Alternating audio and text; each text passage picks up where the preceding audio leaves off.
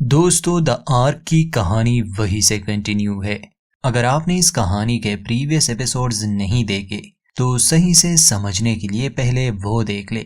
Channel पर नए हैं तो सब्सक्राइब करना ना भूले। शेरन, लेन, जेम्स, ईवा और बाकी सब मीटिंग रूम में बैठे इस बात को डिस्कस कर रहे थे कि वाटर फिल्ट्रेशन सिस्टम तो ठीक हुआ, मगर ईवा ने ये भी बता दिया था कि सभी चीजों को फिल्टर करने के बाद हमारे पास बस 6 दिनों का ही पानी है, जो कि सबके लिए एक बुरी खबर थी। शेरन हमेशा पॉजिटिव सोचती थी। उसे लगता था कि ये लोग कोई ना कोई हल निकाल ही लेंगे, मगर हर कोई शेरन की तरह नहीं सोचता था। ज्यादा लोगों को अपनी मौत ही नजर आ रही थी। शेरन ब्रिज से सभी को बता देती है कि हमारे पास पीने का पानी बहुत कम बचा है, इसलिए अभी तक हम जिस राशन पर गुजारा कर रहे थे आगे से वो भी आधा ही मिलेगा। कुछ लोगों को गुस्सा भी आता है क्योंकि जब से ये लोग जागे हैं इन्हें बस बुरी खबरें ही मिल रही है। लेन शेरन से कहता है कि तुम्हें ये बात सबको नहीं बतानी चाहिए थी, इससे डर का एक माहौल बन जाएगा। मगर शेरन कहती है कि नहीं, हर किसी को जानने का हक है। मगर जो बड़ी समस्या थी वो ये कि कूलिंग सिस्टम बंद होने की वजह से शिप का इंजन भी बंद हो गया। कूलिंग सिस्टम ईवा ने ही बंद करवाया था क्योंकि उसे पीने का पानी जो चाहिए था, अब वो पानी या तो शिप को चलाने में काम आता या इनके पीने का। इंसान पानी के बगैर नहीं रह सकता, इसलिए ईवा ने शिप के बजाय पानी को अहमियत दी। हमेशा की तरह लेन इस फैसले के खिलाफ था, मगर शेरन कहती है कि ये कोई मिलिट्री शिप नहीं है। यहाँ मौजूद हर इंसान वैज्ञानिक है और हम उन्हें सैनिकों की तरह ट्रीट नहीं करेंगे। खैर, इस शिप में सोलर सेल का भी ऑप्शन था, मगर उसके लिए इन्हें किसी सूरज के करीब जाना पड़ेगा और ये लोग किसी भी सोलर सिस्टम से बहुत दूर है। ये बिल्कुल रुक चुके हैं पूरी तरह से और अब इंजन स्टार्ट नहीं होगा क्योंकि कूलिंग सिस्टम के लिए जितना पानी चाहिए वो अब वेस्ट हो चुका है। बिना पानी के इंजन स्टार्ट नहीं हो सकता। इसका मतलब कि इन्हें स्पेस में ही पानी ढूंढना होगा, वरना ये मर जाएंगे। ऐसा कोई ग्रह आसपास तो था नहीं। ब्रिज पर यही बहस चल रही थी कि अचानक से कंप्यूटर पर वार्निंग शो होती है। जेम्स सबको कहता है कि अभी तक हम सभी इस बात को लेकर परेशान थे कि पानी खत्म हो चुका है और 6 दिन के बाद शायद हम मर जाए। तो ये खुशखबरी सुनो, अगले 6 घंटों में हमारे शिप से एक एस्टेरॉयड टकराने वाला है और हमारे पास इतनी पावर नहीं कि हम शिप को एस्टेरॉयड के रास्ते से हटा सके।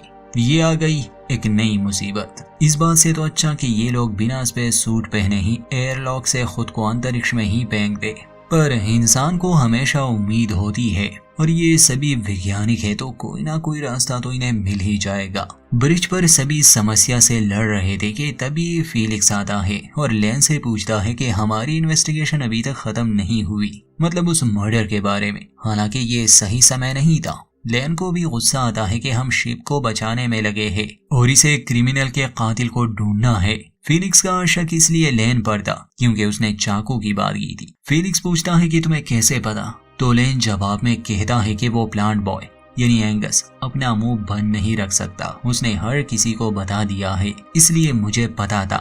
लेन फीलिक्स को जाने के लिए कहता है कि ये सही समय नहीं है, तो फीलिक्स कहता है कि हम एक खराब यान में है, हमेशा ऐसे ही हालात होंगे। मगर फिर शेरन आती है और फीलिक्स से बात करती है, समझाती है कि ये सही कह रहा है, इन बातों के लिए ये सही समय नहीं है, इसलिए वो ब्रिज से चला जाता है। दोस्तों, ब्रिज स्पेसशिप में वही जगह है जहां से शिप को कंट्रोल किया जाता है, इन केस अगर मेरी तरह किसी को नहीं पता तो। खैर, शिप पर तो हर कोई जान गया कि अब वो एस्टेरॉयड से टकराने वाले हैं और उनके पास 6 घंटे है। ईवा अपनी पूरी कोशिश करती है कि शायद वो किसी तरह कूलिंग सिस्टम को ऑन कर सके, मगर कोई फायदा नहीं। मेडबे में डॉक्टर सन जब सभी के मेडिकल रिपोर्ट्स देख रही थी, उसे काफी नींद भी आई थी, मगर वो आराम नहीं कर सकती क्योंकि वो सबकी मदद करना चाहती है। खैर, उसे जेम्स की रिपोर्ट नहीं मिलती, इसलिए वो जेम्स के पास जाती है और उसके कुछ टेस्ट लेने की बात करती है, मगर जेम्स उसे यकीन दिलाता है कि मैं बिल्कुल ठीक हूँ और मेरे पास समय नहीं इन बातों के लिए। वैसे भी हम 6 घंटों में शायद मर ही जाए। डॉक्टर सन कहती है कि ठीक है, अगर 6 घंटे बाद हम जिंदा बच गए तो तुम मिडबे में आ जाना। ट्रेंट और इलिशिया इस नई मुसीबत यानी एस्टेरॉयड के बारे में बात कर रहे थे। इलिशिया काफी दुखी थी कि वो कभी भी उस ग्रह पर नहीं जा पाएगी, मगर ट्रेंट उसे हिम्मत देता है और कहता है कि पिछली बार भी तुमने सबकी मदद की थी, सबकी जान बचाई थी, तो इस बार क्यों नहीं, तुम कोशिश तो कर सकती हो। ट्रेंट की बातों से एलिशिया काफी मोटिवेट हो जाती है और वो एस्टेरॉयड को स्टडी करने लगी कि शायद उसे कोई सोल्यूशन मिल जाए। वहाँ ब्रिज पर शेरन सभी काबिल लोगों को बुलाती है, जिसमें एंगस भी शामिल था, इस उम्मीद में कि शायद उन्हें कोई आइडिया दे सके। खैर बातों बातों में एंगस कहता है कि काश हम इस शिप को थोड़ा धक्का दे पाते, जैसे बंद गाड़ी को दिया जाता है। ये सुनते ही जेम्स को ख्याल आता है कि ये लोग ऐसा कर सकते हैं, इन्हें बस शिप को एस्टेरॉयड के रास्ते से हटाना था, जरूरी नहीं इंजन स्टार्ट हो। जेम्स एक पायलट भी रह चुका था और आर्क के साथ एक शटल को भी जोड़ा गया था, तो अगर जेम्स उसे स्टार्ट करे, क्योंकि शटल का अपना इंजन है, तो उसके थ्रस्टर की मदद से शिप को धक्का लग जाएगा और ये एस्टेरॉयड के रास्ते से हट जाएंगे। ये लोग खुश थे क्योंकि इससे काम बन सकता था, मगर जब जेम्स शटल में जाता है तो उसका सिस्टम ऑन नहीं हो रहा था। एंगस बताता है कि असल में बायो शेल्टर के लिए मुझे कुछ चीजें चाहिए थी, जिसे मैंने शटल से निकाल लिया, क्योंकि मुझे नहीं पता था कि शटल की हमें जरूरत पड़ सकती है, मतलब कि अब शटल को भी रिपेयर करना था। शेरन मेंटेनेंस टीम को जेम्स के पास भेजती है। वो सभी पुर्जे जो एंगस के साथ ही ले गए थे, अब उन्हें ढूंढना और लगाना शुरू। हर बार वो शटल को स्टार्ट करने की कोशिश करते, मगर बात नहीं बन रही थी, क्योंकि एंगस ने उसकी वाट लगा डाली थी। समय कम था, मतलब बहुत कम। इन्हें कुछ नया ट्राई करना था। ईवा और लेन एक नए आइडिया को डिस्कस करते हैं। उनका मानना था कि अगर वो शिप के एक हिस्से में ब्लास्ट करे तो इससे भी वो शिप का रुख थोड़ा मोड़ सकते हैं, मगर इसके लिए इन्हें चाहिए थे एक्सप्लोजिव, जो यहाँ आसानी से नहीं मिलने वाले। मगर एंगस कहता है कि मैं फर्टिलाइजर से ये बना सकता हूँ, इसलिए जेम्स को शटल वाले आइडिया के साथ ही छोड़कर शेरन, ईवा और एंगस ने धमाके की तैयारी करना शुरू कर दी। इस बीच डॉक्टर सन को पता चलता है कि किसी ने उसके मेडिसिन चोरी कर लिए हैं। शेरन, लेन और ईवा जब शिप के उस हिस्से में जाते हैं जहां उन्हें ब्लास्ट करना था, तो वहां पाते हैं कि सभी टीनेजर्स पार्टी कर रहे हैं और वो ड्रग्स उन्होंने ही ली है। शेरन सबको जाने के लिए कहती है। एक लड़का उससे बदतमीजी भी करता है और कहता है कि तुम हमारी कैप्टन नहीं हो और ना ही मैंने इसके लिए साइन किया था कि मैं इस शिप पर काम करूंगा। शुरू से हम तुम्हारा ऑर्डर मान रहे हैं। शेरन को गुस्सा आता है। उसे पकड़कर उसे कहती है कि जब तक हम अपनी मंजिल पर नहीं पहुंचते और तुम इस शिप पर हो, तुम क्रू मेंबर हो और तुम्हें हर ऑर्डर फॉलो करना है। शेरन का गुस्सा देखकर बाकी सभी वहां से निकल जाते हैं। ईवा और एंगस वहां पर फर्टिलाइजर वाला बॉम्ब लगा देते हैं। ब्लास्ट भी होता है, मगर इन्हें यही लग रहा था कि शायद ये शिप का रुख ना मोड़ दे, क्योंकि ये शिप बहुत बड़ा है। मगर जब ईवा कंप्यूटर में चेक करती है तो असल में ये लोग अब एस्टेरॉयड के रास्ते से हट चुके थे। ये एक अच्छी खबर थी इनके लिए। जेम्स ने भी शटल को रिपेयर कर दिया था, मगर उसे ये पता ही नहीं था कि असल में एस्टेरॉयड वाली प्रॉब्लम सॉल्व हो चुकी है। अब इनके सामने है पानी वाली प्रॉब्लम। सिर्फ 6 दिनों के लिए पीने का पानी है। शिप के बाकी लोग इस एस्टेरॉयड को देख रहे थे। तभी एलिशिया को ख्याल आता है कि इस एस्टेरॉयड की टेल है। वो ट्रेंट को ये बात समझा नहीं पाती, मगर जल्दी से ब्रिज की तरफ भागती है। उस समय वो अपना टैबलेट ट्रेंट के पास ही छोड़ देती है, जिसमें ट्रेंट कुछ देखने लगा। वो क्या था, आने वाले एपिसोड्स में पता चलेगा। एलिशिया जेम्स से मिलती है और उसे कहती है कि एस्टेरॉयड की टेल है। जेम्स को ये समझने में देर नहीं लगती कि असल में ये एस्टेरॉयड नहीं बल्कि कॉमेट है, और कॉमेट बने होते हैं आइस से। आइस मतलब पानी। अगर किसी तरह ये लोग एस्टेरॉयड से पानी अपने शिप पर ले आए तो पानी वाली समस्या भी खत्म हो जाएगी। पर ये करेंगे कैसे? पर हमारी तरह ये सवाल शेरन के मन में भी होता है। ईवा के पास एक आइडिया था शिप टू शिप रिफ्यूलिंग का। तो अगर शटल लेके कोई उस कॉमेट पर लैंड करे, ये लोग पानी को माइन कर सकते हैं। शटल है इनके पास और पायलट भी। जेम्स इसके लिए बिल्कुल तैयार था, बल्कि सच तो ये था कि वो हर ऐसे मिशन के लिए तैयार होता है जिसमें जान का खतरा हो, जैसे वो हमेशा मरने के लिए तैयार हो। इसके पीछे भी एक रीजन है। वैसे सुनने में तो ये आसान लगता है, पर कॉमेट से जुड़ने के लिए आर्क स्पेसशिप की स्पीड भी उसी कॉमेट जितनी होनी चाहिए, और जिस दिशा में वो जा रहा है वो भी। उदाहरण के तौर पर अगर दो रेलगाड़ियां एक साथ दो अलग पटरियों पर जा रहे हैं और अगर किसी इंसान को दूसरे ट्रेन में जाना हो तो दोनों रेलगाड़ियों की रफ्तार एक जैसी होनी चाहिए, तभी ये आसान होगा।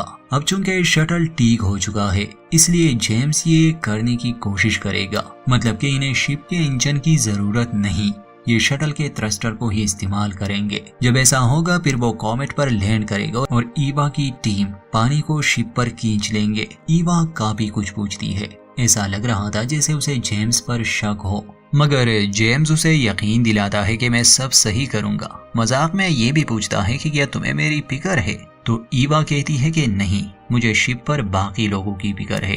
खैर, ट्रेंड से हम जान पाते हैं कि असल में जेम्स एक काबिल पायलट है और उसे काफी मिशंस के लिए भेजा गया था। यहाँ तक कि ट्रेंड उसे एक हीरो कहता है, मगर इन्हें ये बात समझ नहीं आती कि उसे पायलट के पोस्ट से हटाया क्यों गया, वो एक नेविगेटर क्यों है। शटल में बैठने के बाद सबसे पहले तो जेम्स शिप की स्पीड कॉमेट के स्पीड के इक्वल लाता है। ऐसा होने के बाद वो सीधा जाता है कॉमेट पर। वैसे ये सब मैंने बड़ी आसानी से कह दिया, मगर उसे काफी मुश्किल पेश आती है और शिप पर सबकी हवा भी टाइट हो चुकी थी। कॉमेट पर लैंड करने के बाद ईवा की टीम कॉमेट से पानी शिप पर लाने लगे। वैसे तो 90% पानी से काम बन सकता था, मगर जेम्स तब तक वहां रुकता है जब तक 100% पानी ना आए। हालांकि वो पाइप टूटने वाला था और सभी उसे कह रहे थे कि जल्दी निकलो वहां से, मगर जेम्स तब तक टेक ऑफ नहीं करता जब तक 100% पानी ने नहीं मिलता। हालांकि वो मर सकता था, मगर वो किसी की नहीं सुनता और सबसे आखिरी समय पर कॉमेट से अलग हो जाता है।